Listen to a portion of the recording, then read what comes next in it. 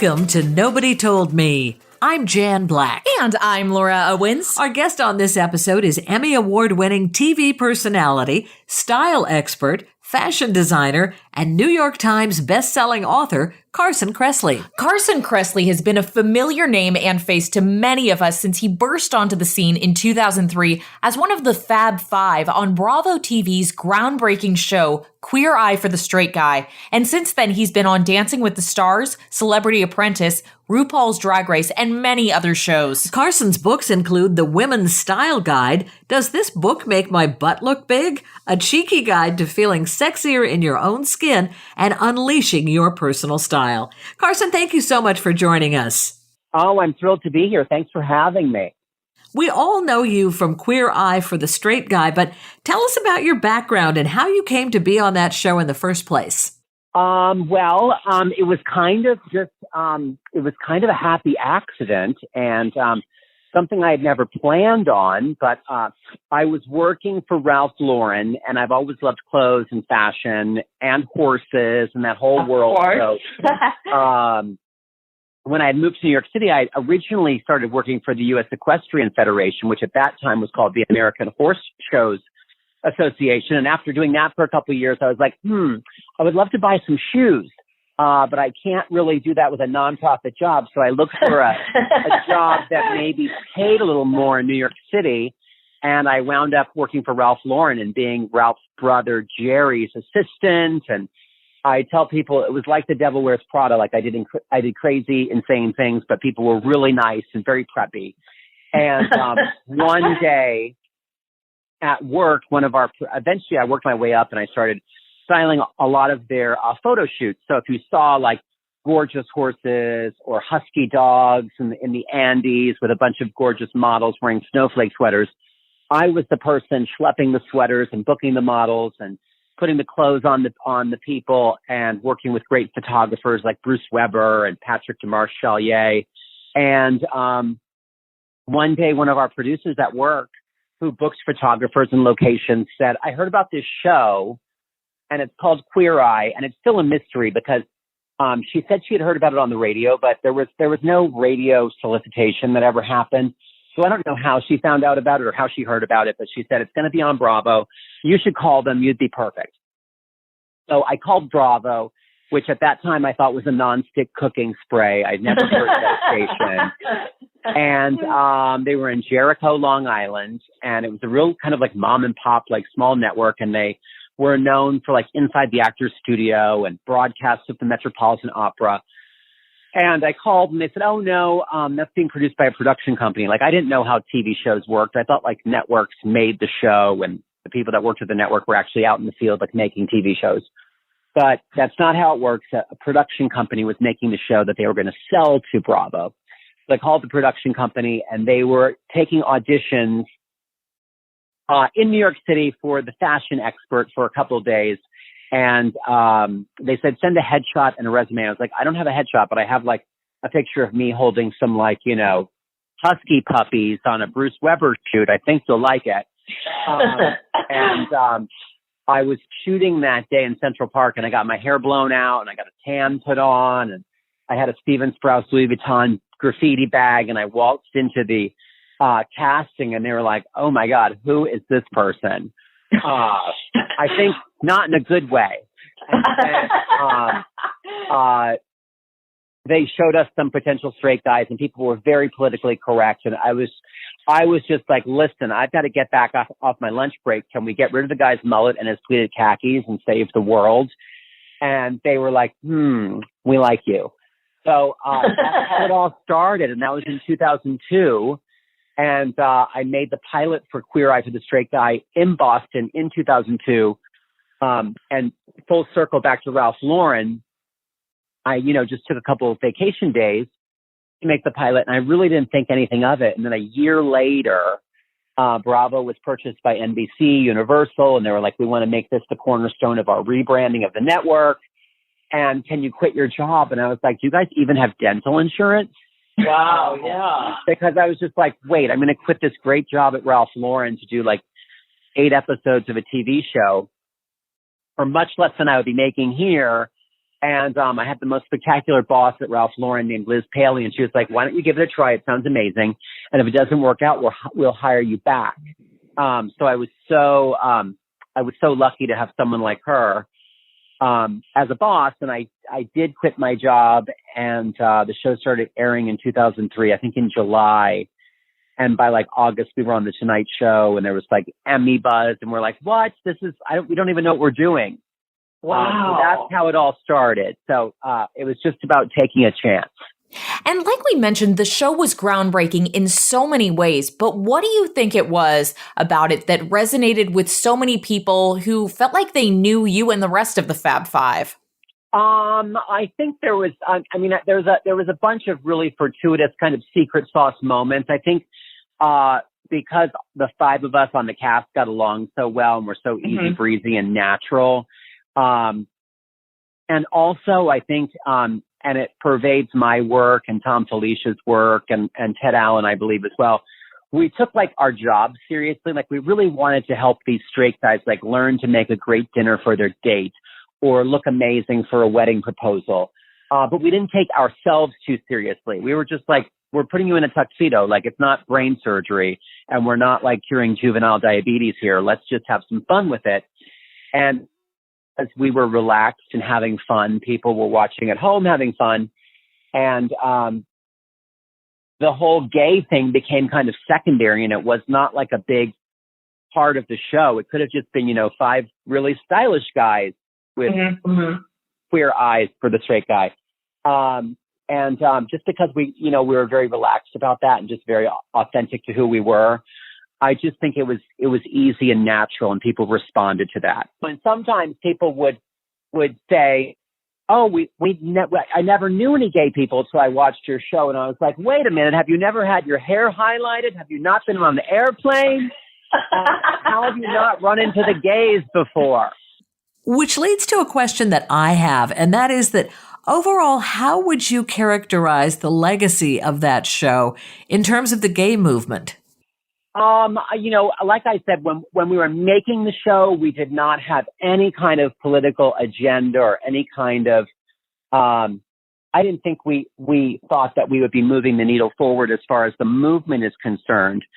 And, now looking back at it, of course, yes, it certainly did help because, one of the most gratifying things that I get to experience in my career is that now, because the original show was on, 17 years ago, now I get young people like maybe somebody that will be working on a project with me or somebody like on an airplane. They'll say, "I watched your show when I was 11 years old. I knew that I was gay. I knew that I was different. I knew that I was X, Y, or Z. And my parents watched it with me and our family watched it. And we laughed together and it created a dialogue about being gay or being different. And that made my life so much easier." So that is like, I have goosebumps right now because I always get goosebumps when I tell a story like that. That is so gratifying and wonderful. So I hope that's the legacy, that we just started a conversation and showed people that, we're a lot more the same than we are different. And by doing something quite mundane, like helping somebody redecorate their house or pick out a better outfit or learn to cook an omelet, it just made people realize that, we're not that different. And along those lines, what words of wisdom would you have, let's say, for that young person on the plane who hasn't yet told their family and friends that they're gay, but they want to, or maybe they have told their family and friends and they're not getting a great reaction from them? Right. Yeah. I mean, I do talk to a lot of young people and a lot of LGBT youth kind of groups, and I work in a charity in that space. And I always say, obviously being yourself and marching to your own drumbeat is ultimately the most liberating and wonderful thing in the world. And that's when really everything starts to happen for you and you're firing on all cylinders and you just get to be who you are and authentic. And that's wonderful. And that process sometimes is not as easy as we thought it would be. And to make sure that you have a great support network. And then I also try to tell any LGBTQ young people, that there are a myriad of resources out there, from places like the Trevor Project to the True Colors Fund to Glisten, all kinds of groups that are out there to love and support queer kids. And there's a whole world out there that's ready to love and support you, even if your world right now isn't as supportive as you thought. There is a place for you. And it's just really important that every LGBTQ kid out there knows that there's a place for them. Our Nobody Told Me conversation continues in just a minute, but first, we want to tell you about Rothy's. It's the company making stylish shoes and now bags, crafted with eco-friendly materials like repurposed plastic water bottles and marine plastic. In these unusual times, Rothy's hopes to brighten your day with beautiful, sustainable products and content. Rothy's come in an ever-changing, exciting variety of colors, prints, and patterns. I love the look and feel of my black pointed toe flats by Rothy's. It's Rothy's best-selling shoe, the Point in black, and it has more than 3,000 near-perfect reviews. Hey, like mother, like daughter, I also own the Rothy's black pointed toe flats, and they are so comfortable. They're fully machine washable, as are the great new colorful bags that Rothy's is introducing. Rothy's spent more than a year perfecting their new bag collection, and the results are stunning. Rothy's always come with free shipping and free returns. Check out all the amazing shoes and fabulous bags available right now at rothys.com/NTM. The website is great, and that's where you can learn all about the shoes, the bags, and the company behind them. That's rothys.com, ROTHYS.com/NTM. Style and sustainability meet to create your new favorites. Head to rothys.com/NTM today. Tell us about your own journey in terms of coming out. What was that like for you? Well, I sat my parents down like most people do, and I was, it was tenuous, and I said, Mom, Dad, I'm gay. And my mom bristled and said, well, let's see how second grade goes. And I always tell that joke. I can't help it.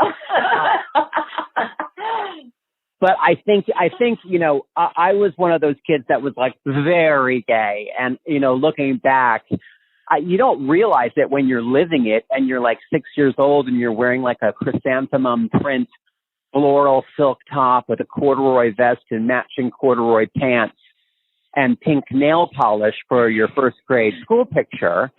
And God bless my mom, who was like, nobody ever freaked out. They just kind of let me do it. And also like teachers and, the person who was taking my photo, like I never remember anybody saying, ew, that's wrong. Like, you got to change that. So I was very, very lucky. And there was no denying it. When I finally did come out to my family, which was very, very late considering, and it was actually just before I was going to start doing Queer Eye, I was like, oh, I have to have the official convo. How?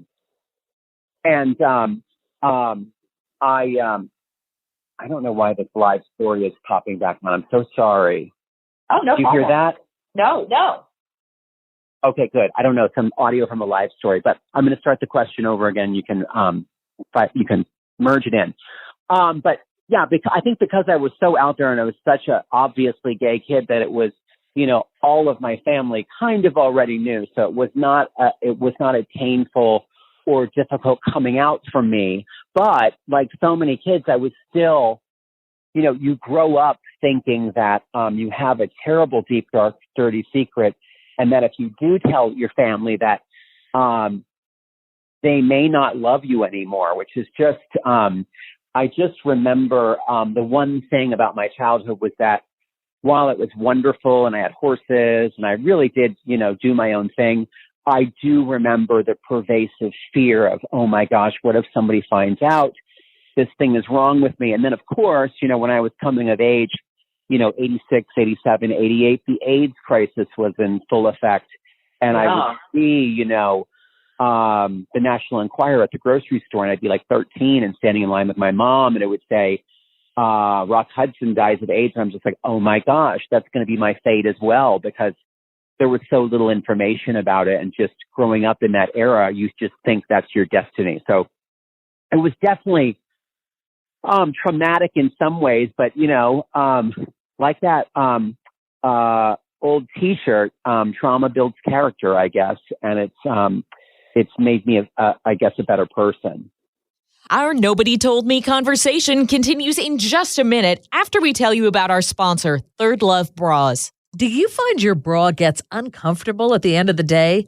Are you often fidgeting with your bra straps because they've slipped off your shoulders, or maybe they're digging into your shoulders? Well, at Third Love, they feel the best bra is one you never have to think about. That's why they design bras to fit you perfectly with all-day comfort and support, straps that don't slip, and a smooth, scratch-free band. Third Love has bras in over 80 sizes, which is twice the amount of most other brands. Just like 15 million other women, I took Third Love's Fit Finder quiz and answered a few simple questions to find my perfect size in just a minute. I appreciate how Third Love even offers half-cup sizes. In fact, they invented them. I love my Third Love bra because it's so comfortable and fits me just right. I feel the same about my Third Love Racerback bra, and I think it's great that Third Love has a team of expert fit stylists available to help you via chat or email. Returns and exchanges are free and easy, and Third Love donates all of its returned bras to women in need. Third Love knows there's a perfect bra for everyone, so right now they're offering our listeners 15% off their first order. Go to thirdlove.com/NTM now to find your perfect fitting bra and get 15% off your first purchase. That's thirdlove.com/NTM for 15% off today. Whenever I think of Carson Kressley, I think of the super confident, fashionable, happy guy that I got to know on Queer Eye. But it was really surprising to read that you were actually really shy growing up. How did you overcome that?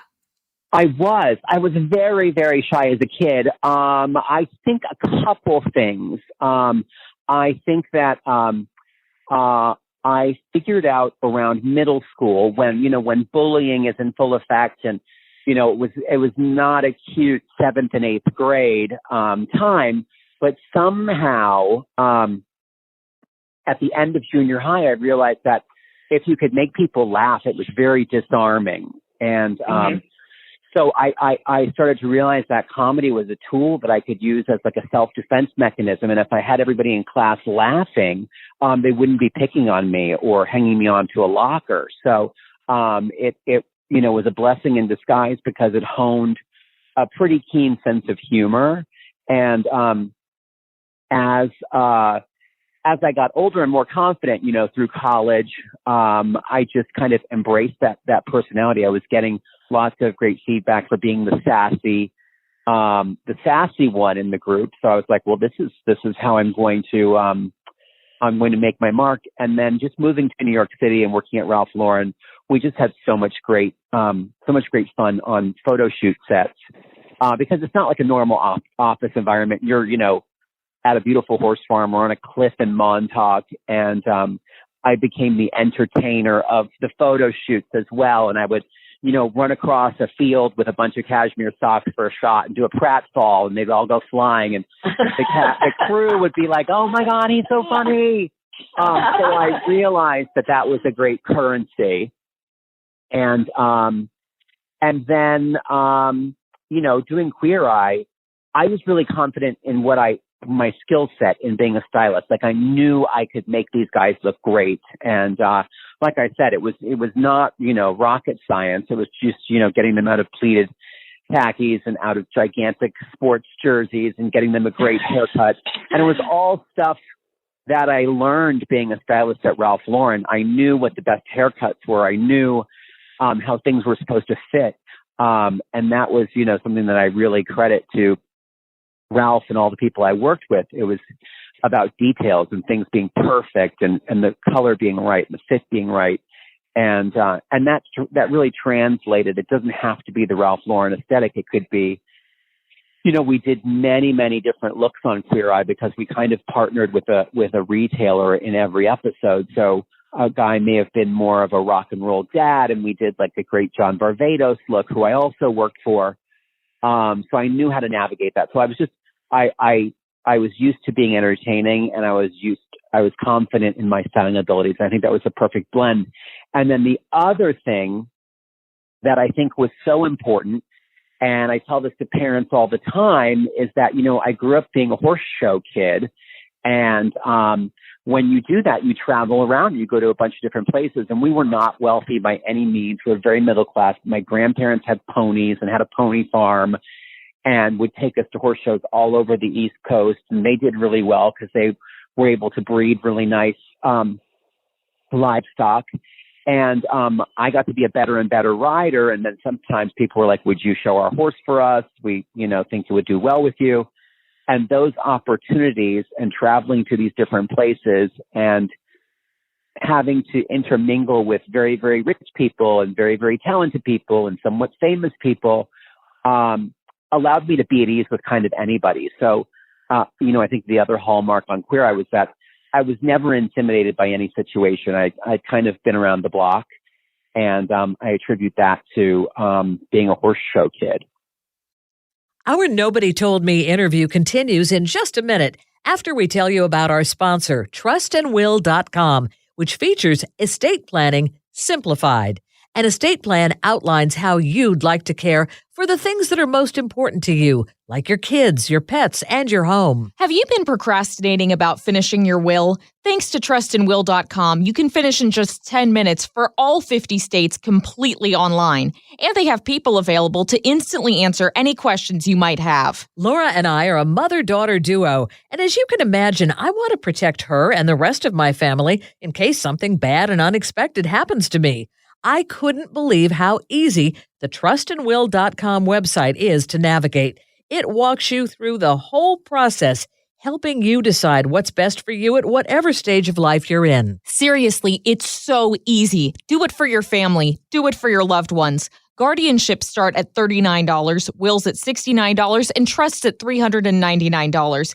Gain peace of mind by protecting your assets in your family. Take 10% off by going to trustandwill.com/nobodytoldme or entering promo code nobodytoldme at trustandwill.com. Again, take 10% off by going to trustandwill.com/nobodytoldme or enter promo code nobodytoldme at trustandwill.com.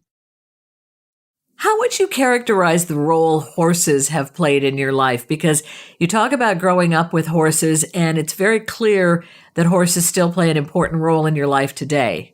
I just think they're incredibly grounding. And what I love about horses, obviously I love the horses. And, during the not so great years when you're, like in sixth grade and you're a little chubby and people are picking on you, cue to the after school ABC special of me sitting in a hay trough with a bunch of ponies eating their dinner around me and me talking to them. I'm just like, oh my God, that is like a sad after school special. But they were, horses have always kind of been my secret best friends. Right. And then the other part, besides the horses themselves, is that it's such a sense of home and continuity. I've always had horses. I grew up showing horses with the same people whose kids now show horses with my niece and the next generation. So it's incredibly familiar and it feels like home. And horse show people knew me before I was well known, and I'm still the same person to them.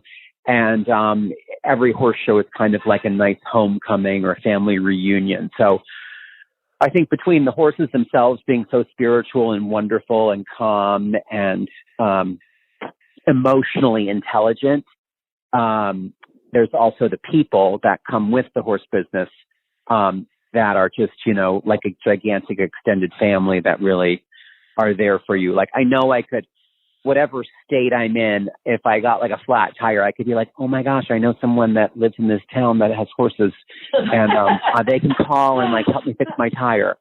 They'd probably be like, who is this? But that's the feeling I have. When I hear you say that, it literally gives me goosebumps because I think about going to horse shows growing up and how that community transformed me into the person that I am today. Because I was just shy growing up and I didn't want to talk to anybody. And my mom made me go and talk to people. She didn't want to do the whole horse show thing. And if I wanted to do it, I had to go to talk to people. So that community has continued to mean so much to me in my life. But I'm wondering, for people who don't have a community, how would you suggest that they learn to come out of their shell and they gain self-esteem? Gosh, that's a great question. I mean, this is going to sound insane, and probably like the worst advice ever, but, one of the biggest inspirations, and again, I sound insane even just saying it, but like right before we were doing Queer Eye, or when we were doing Queer Eye, I watched Legally Blonde with Reese Witherspoon. It's a great movie. And Elle Woods had this undeniable, charisma and confidence. And she was so pleasant about it. It was the old, you catch more flies with honey than vinegar. And I was like, you know what? I'm going to be like that. And I just literally like put on that mantle and had that attitude when I went into things. And I kind of faked it till I made it, and it worked. So that's probably terrible advice. Like, watch a movie and be like somebody in it. But that's kind of what I did. And then I just think also like finding self-confidence. I really honestly don't know where that all came from, because I wasn't that confident. And I think it was just naivete. And now the more I know, I'm just like, oh my gosh, I can't believe I did that. Or I can't believe, I talked to the president. Like one time we had President George Bush and Barbara Bush came to a play I was doing. I was in The Drowsy Chaperone. And they came and they had a special showing just for the president and the Secret Service. And I was like, oh my gosh. They're like, we have a special guest today. And they're like, is it going to make you nervous? It's President Bush. I'm like, I'm going to possibly suck either way. So it doesn't matter who the audience is, but sure, that's going to be great. And like literally I'm on stage doing my thing and I see like 4 shadowy people in the audience. That's it. Oh my There's like Barbara Bush and George Bush Sr. and like 4 security guards in 4 corners of the theater. I'm just like, this is so weird, but you just do it and you get into your groove. But on being confident, when they came backstage, some people were like, I don't know, like there was some political drama. And I was like, listen, this is a president of the United States. We are going to meet and greet and be gracious. And we did. And I was like, now, Barbara, get over here. And I was like, okay, now you do this. I was like, let's do the prom pose, Barbara. And like, I was just being like flirty with President Bush and being sassy with Barbara. And the cast is looking at me like, who are you? Where does this come from? But it totally, like, she loved it and he loved it. And it made the moment, because everybody was a little tense, posing for pictures with the Secret Service around. And it's just, it's like royalty kind of, it's a former president. Yeah. So, the key to that was just, always try to make people feel at ease and be super gracious.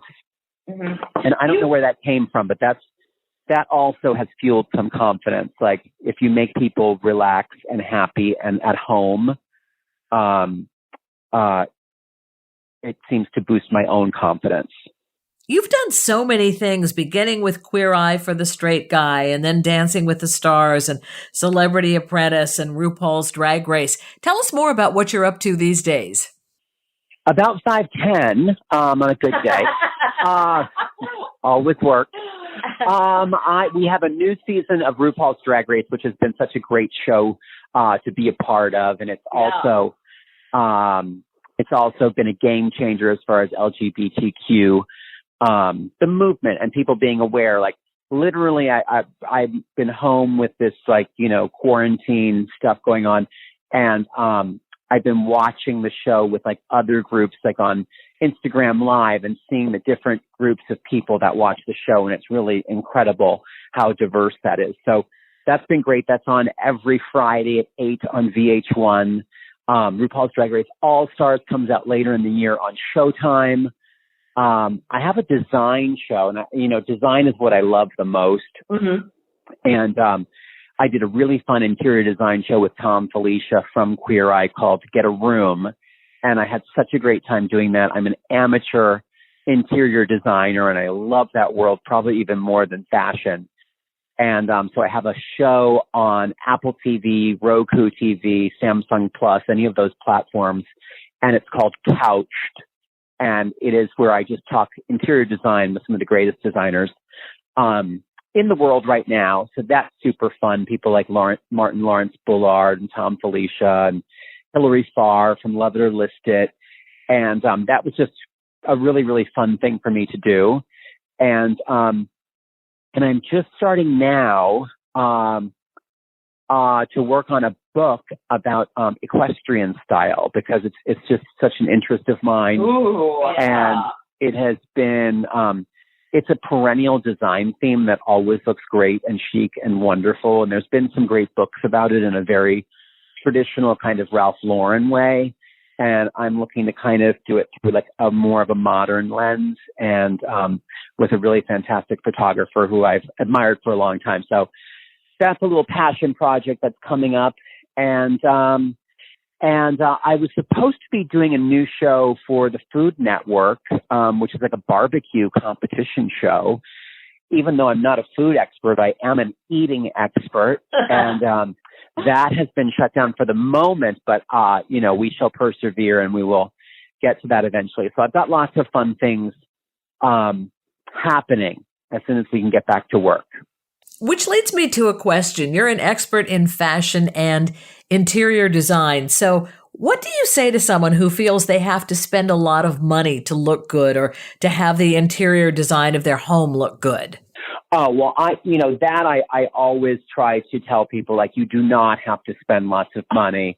And my entire house, I remind people all the time, I was like, I am on cable sporadically. So I am not, paying full retail or buying like Fabergé eggs by the dozen. So I've done my entire, I have an apartment in New York City that's small and lovely. And I was able to do that really well. And then my farmhouse, it is literally like TJ Maxx and Home Goods Central and things from outlet malls. So it was furnished and designed very cheap and chic. And also for clothing, the same way. Like I always tell people, like sometimes you have time and sometimes you have money. If you have the time, you can find great deals out there. And I think now more than ever, design, whether it's food and, how you pair food together, or whether it's interiors or whether it's fashion, it's really all about high-low anyway. And, I always tell people, like, buy great jeans, buy great shoes, great belts, great bags, and then pepper in, the trendy stuff from H&M and Zara, or from the Real or Consignment Place, because that's the stuff that, garments kind of wear out and they get yellowed and just, not so great after a season or two. So don't spend a lot of money on those kind of trendy things. You want cheap and cheerful there that you can replace easily. And then invest in, great shoes, great belt, great watch, great bag that you're going to have for years and years and years. And you can kind of, amortize that. Yeah. And the same in your home, like, buy the best sofa you can afford, buy the best bed you can afford, buy the best dining table you can afford. Those are kind of the three anchors for every home. And then, like I did in my house, like a lot of the accessories were from Home Goods or their other store, Home Sense. A lot of stuff is from flea markets. I love the hunt. I love a bargain. So I like designing that way, but it's absolutely doable. It just takes a little bit more time. And that leads to our very last question. We always ask our guests, what is your nobody told me lesson? So in your case, what did nobody tell you about being happy and successful in life that you wish that they had when you were young and insecure that maybe would have helped you from learning some lessons the hard way? Right. I guess I would say that nobody told me, nobody knew how everything worked. Like, I just thought like I was like somehow out of the loop and I didn't get it. And now that I'm older, I'm like, nobody knows what's going on. And nobody knows how life works until you get older. And then we start to slowly figure out some things. And then also nobody told me not to wear parachute pants. Lesson learned. And Carson, how can people connect with you on social media and the internet? Oh, gosh, they can just find me at Carson Kressley, CarsonKressley, on Instagram and Facebook and Twitter. Our thanks very much to Carson Kressley for being our guest on this episode. I'm Jan Black. And I'm Laura Owens. You're listening to Nobody Told Me. Thank you so much for joining us.